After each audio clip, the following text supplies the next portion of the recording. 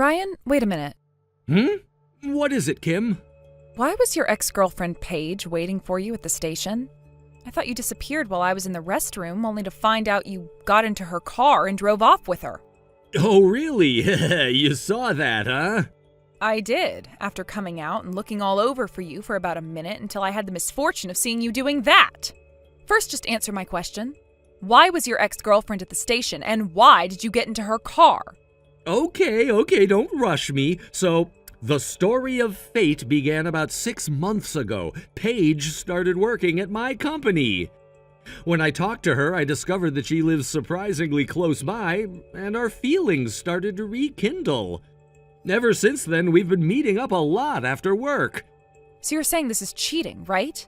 Well, that's how it looks to you, but Paige and I are genuinely in love. We're even thinking about getting married. That's why today I decided to go back home to introduce her to my mom and get her blessing. What are you talking about? If we were already divorced, then maybe it would make sense, but the order of things is all wrong. Yeah, you know my mom doesn't like you, right? Paige has always been the one my mom liked back when we were together. So when I told her I was getting back with Paige, she urged me to get divorced from you as soon as possible. So honestly, the order of things isn't right at all. What? Anyway, I'm heading home in Paige's car now. You can either go home alone or walk to my parents' house right now. The choice is yours. What kind of choices are those? Well, you could come to my parents' house with me if you want, but just know that you'll feel pretty awkward watching me and Paige being all lovey-dovey. Fine, I'll go to my own parents' house. Luckily, my family home is just one train ride away, so I'll head back there. But don't think you'll get off scot-free. Suit yourself. It's not like I care.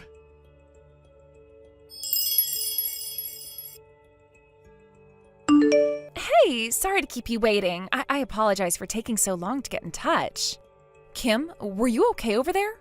Did that misunderstanding family do anything to you? Oh, I'm fine, really. After I dropped him off at the entrance, I quickly texted him saying I'm meeting my fiancé now without even getting out of the car. It was kind of amusing. What kind of face did he make? He had his eyes wide open and he just said, "Huh?" It was honestly the most ridiculous expression you could imagine. I can totally picture that. By the way, I never expected that Ryan would be at my new workplace. I was shocked to find out he's married, and then to hear that his wife is someone I went to middle school with? What a double surprise! So you dated Ryan back in high school, right? Yeah, but it was for less than 2 weeks. Wait, does that even count as dating? Well, at least in his mind, it probably does. But still, I think he finally realized just how wrong he was about everything. I feel bad for causing you so much trouble. Even my mother-in-law took Ryan's words at face value. It seems like you really need to directly deny things to clear up this mix-up. It's okay, I don't want to be dragged into his misguided stalker antics any longer, so I was more than willing to help out. I truly appreciate it. By the way, are you heading out to meet your fiancé's family now? Yes, I just met up with him a little while ago, and we're on our way to his family's house right now. Got it. I am so nervous. You'll be fine, really. Just take a deep breath and try to relax, like you usually do. Thanks, but you have your own battle to face soon. Yeah, I guess I do. First, I need to make a quick trip back to my place to grab my things. It's going to be a bit hectic. Right, good luck with that. But remember, don't push yourself too hard. I won't. Thanks for the encouragement.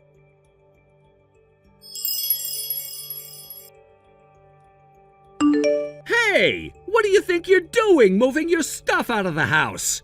Oh, I'm just back at my place now. I get that, but first you need to answer my question. Well, when you get divorced, it's usually the non-head of household who moves out, right?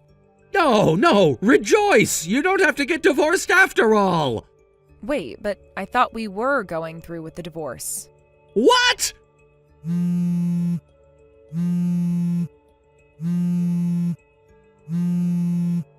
Hey, Kim, you don't have to divorce me now. At least respond with some excitement. Why should I? We're practically strangers now. What are you talking about? Aren't you at your family's house right now? I'll come pick you up, so get ready and wait for me. This is exactly why we're getting a divorce. Yes, I get it, but forget all that for now. You didn't really send that completed divorce notice to my family's house, did you? Oh, you've got to be kidding. Huh? When I arrived at my parents' house yesterday, my mother handed me a brown envelope that had your name on it as the sender. Oh, no. When I opened it, it was the divorce papers. Well, that's... The postmark says you mailed it from a mailbox near your office the day before yesterday. So it means you were already planning to get divorced before we even went back home together. I mean, that's invalid now.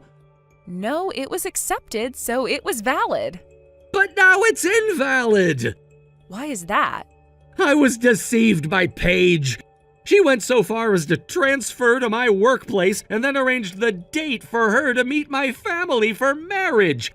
Yet on the very day we were going back to her hometown, she suddenly claimed that her fiancé was someone else. That's your complete misunderstanding. What? Paige didn't switch jobs just to follow you. She was headhunted and just happened to end up at your company.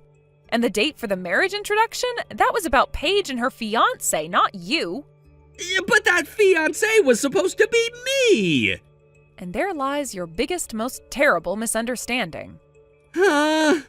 According to Paige, when she told her coworkers that the date for the introduction had been decided, you happened to be nearby and for some reason gave a thumbs up and winked at her saying, "Got it." Then you sent a message from the company phone saying, "On the day, come pick me up at the station and I'll be bringing my wife, but I plan to declare my divorce in front of you."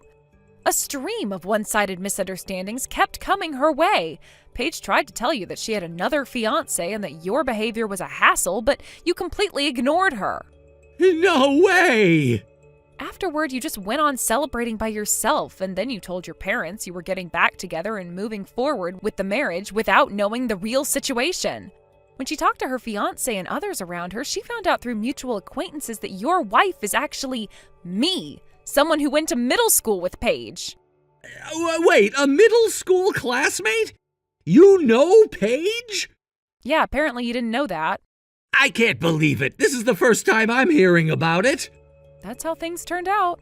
Paige reached out to me, and after realizing that you were so caught up in your misunderstandings, we concluded that the only way to wake you up to reality was through some exaggerated actions that were very clear. That's why I went along with the plan at the station yesterday. So, all of this happened because of misunderstandings? Yeah, pretty much. I didn't expect you to send the divorce papers to my family, but here we are. Well, the outcome is okay, so I guess it's fine. You really surprised me there. I thought I'd be done with all this.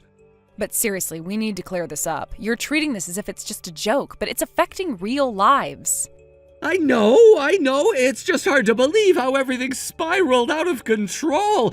I was just trying to do the right thing. Well, it seems I'm the only one who actually did the right thing.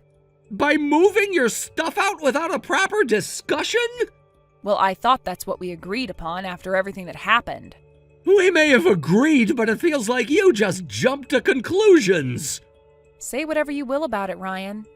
In the end, you're the one that asked for this, so goodbye forever now.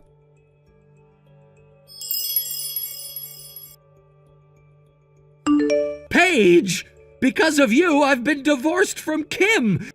You need to take responsibility and marry me.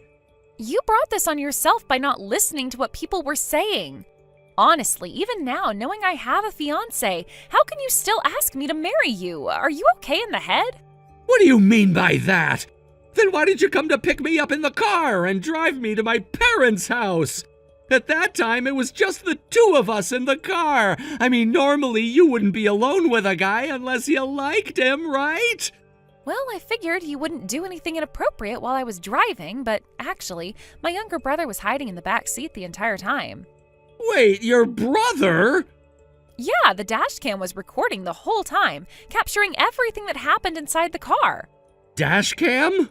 Plus, I was on a call with my fiancé the entire time, too. What? So the moment we were alone together in the car didn't last even a second. Seriously? Oh, and one more thing. My fiancé is Devin, the guy you've been pushing all that work onto. Wait, Devin? By the way, he's the son of the president's sister. No way! Apparently, complaints about your work attitude have been piling up from Devin and other employees, too. Really? Including your harassment towards me. It's likely that serious penalties for compliance violations could be coming your way. You should prepare yourself mentally for that. What a dead end this is! Honestly, it's looking pretty grim for you right now.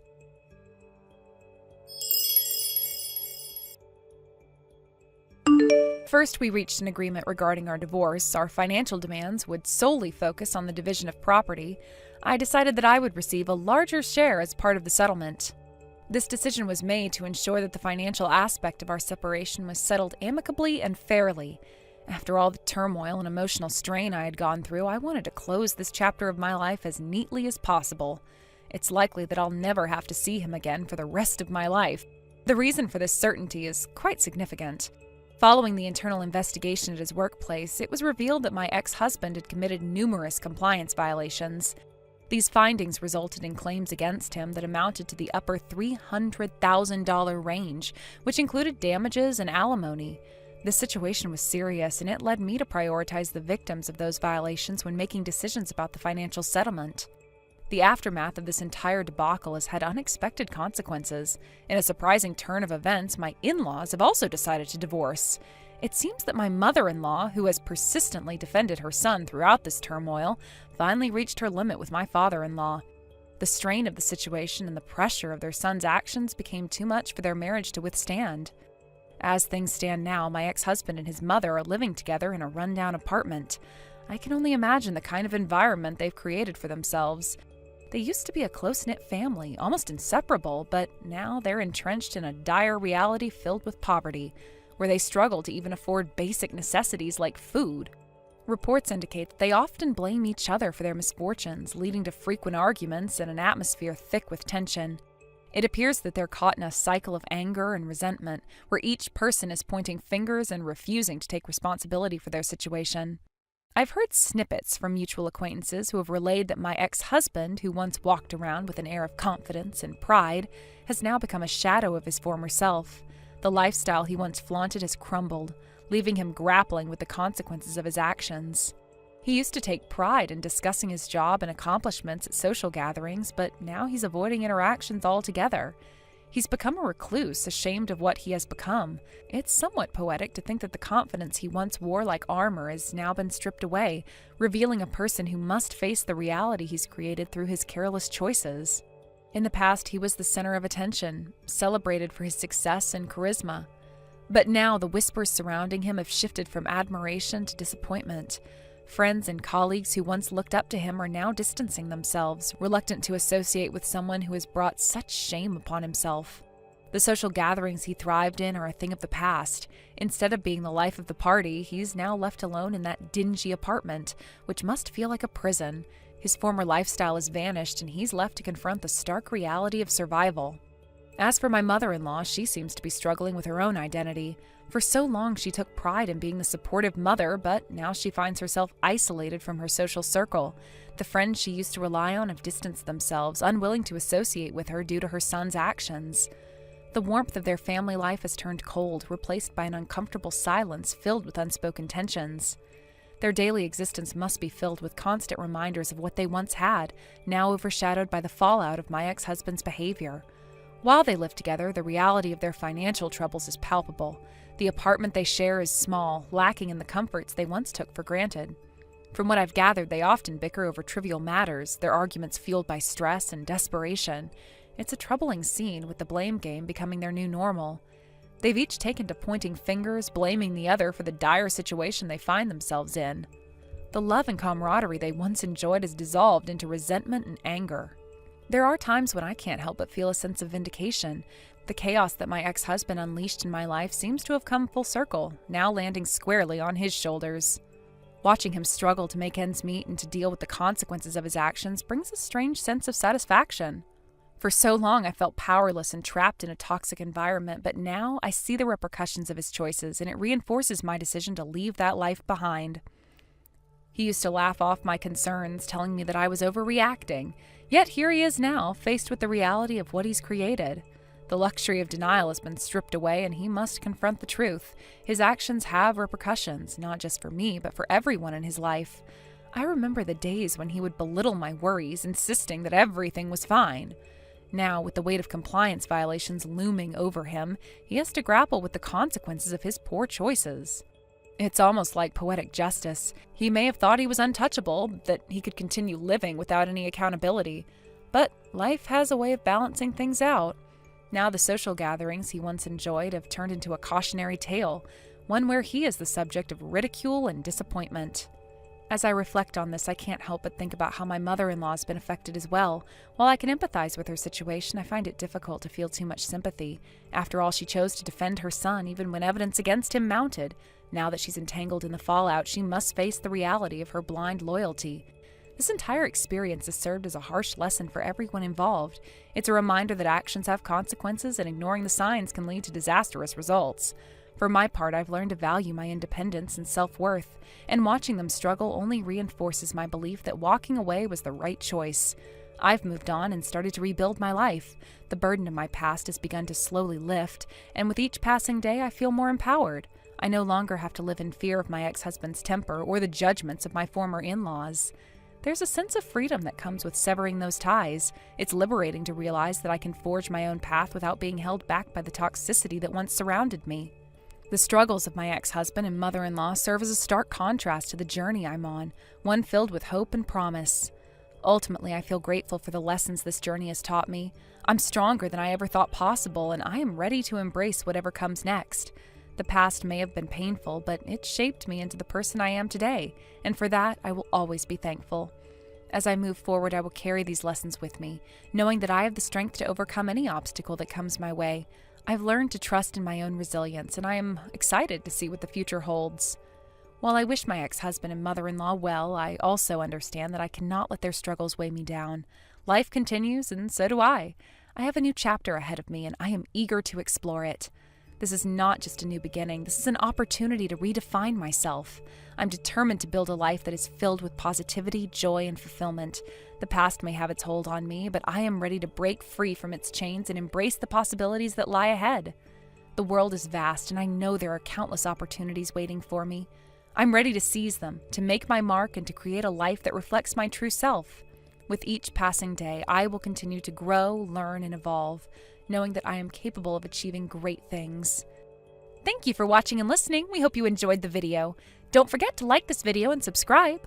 Also, feel free to leave a comment about what you thought of the story. We look forward to seeing you at the next story. Thank you for watching. Please subscribe and hit the like button. See you next time.